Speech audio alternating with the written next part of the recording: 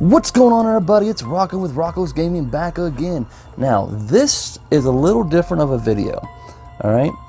I have been contemplating for a while on if I want to actually create another channel or just add on to this one. If I make another channel, it was going to be a haunted story channel. You know, like Are You Afraid of the Dark, Goosebumps, all that kind of good stuff. Just kind of scary, but not super scary. Kind of those stories that just kind of make you go, whoa. Now I have been binge watching these animated ghost stories lately. I love them. I think they're awesome. So I wanted to dabble in making my own real quick. A little bit about me is I actually have created a few children's books in my lifetime, and they're actually really good. I've got them I don't have them published yet. I actually have them to where I can publish them, but I have not got them published yet. So that's a little bit of money right there I'm not ready to spend yet. So I wanted to dabble in this just a little bit, and I hope you enjoy. So bear with me, and I hope this is good enough for you guys. This is just a rough draft of something that I kind of want to start bringing to the channel. So let me know what you think. And if it's good enough, I'll keep bringing them back for you. All right? All right, so let's get into this and have some fun. Hi, I was 15 at the time of this story. It was 5 years ago, and this scared me so bad I have not spoken of it since then. But I am trying to get married, and I want to be able to tell my new wife what happened to me so she can understand why I'm always so protective of her. So here it goes. Hello, my name is Joe, and I was 15 at the time of the King Street murders in Charleston, West Virginia. People were being murdered for over 2 months. And I don't mean just stabbed in the back, shot in the heart.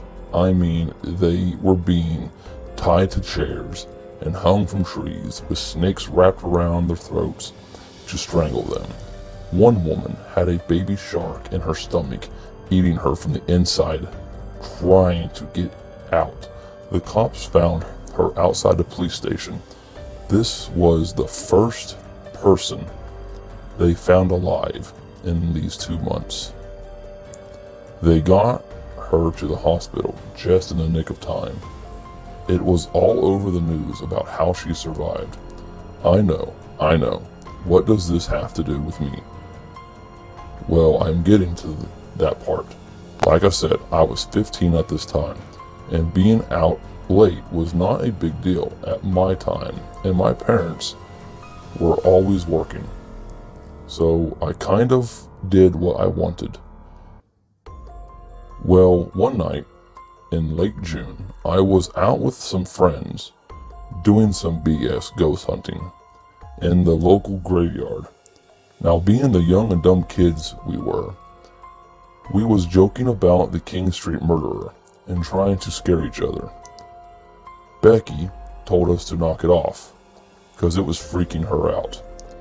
Now, being the boy I was and liking Becky a lot, but come on, never telling her. I told the other guys to knock it off and let's keep hunting. Well, that made Becky smile at me. And let's just say I felt like I was on cloud 9. So we all went off to do some more hunting for about another hour or so. It was getting to be about 1 a.m.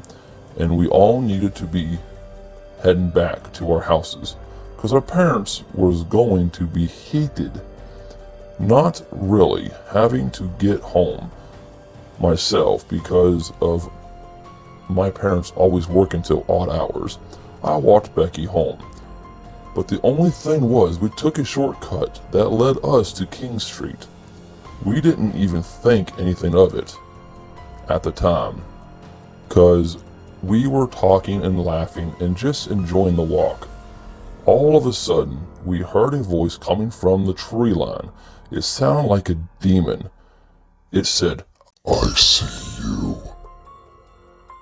I see you over there, little ones. I'm going to eat your souls and feast on your bones. All of a sudden, every hair on my body stood up, and we both realized where we was at.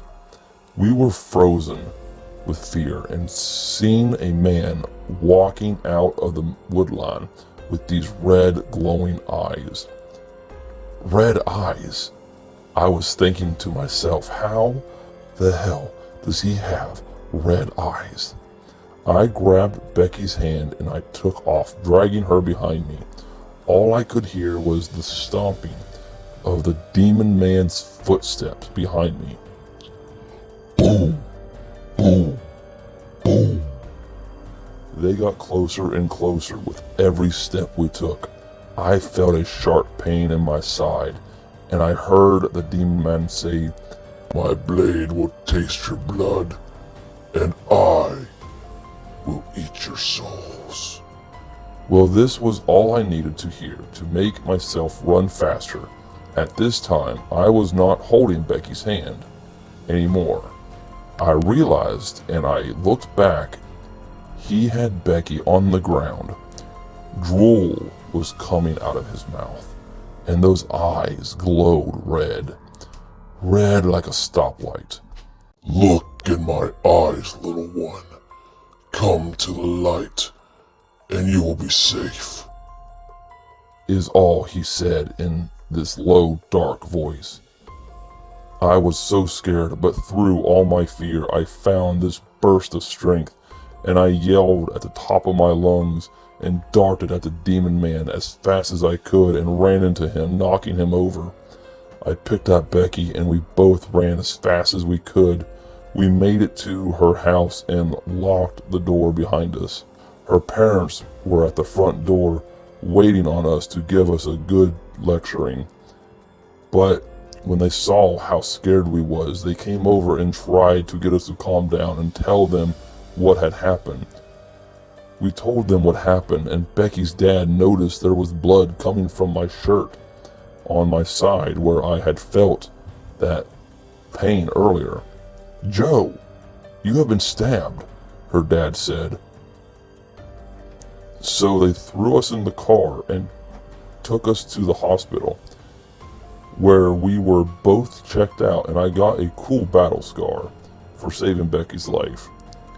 The cops came and took our statements, and we told them where it was and what had happened. This was the best lead they had on the King Street murders yet.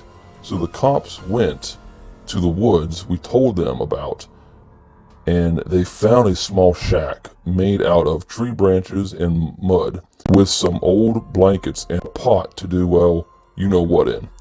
They staked it out for a couple of days, and when the red-eyed demon man came back to his shack, the cops got him and placed him in jail for the next 6 lifetimes.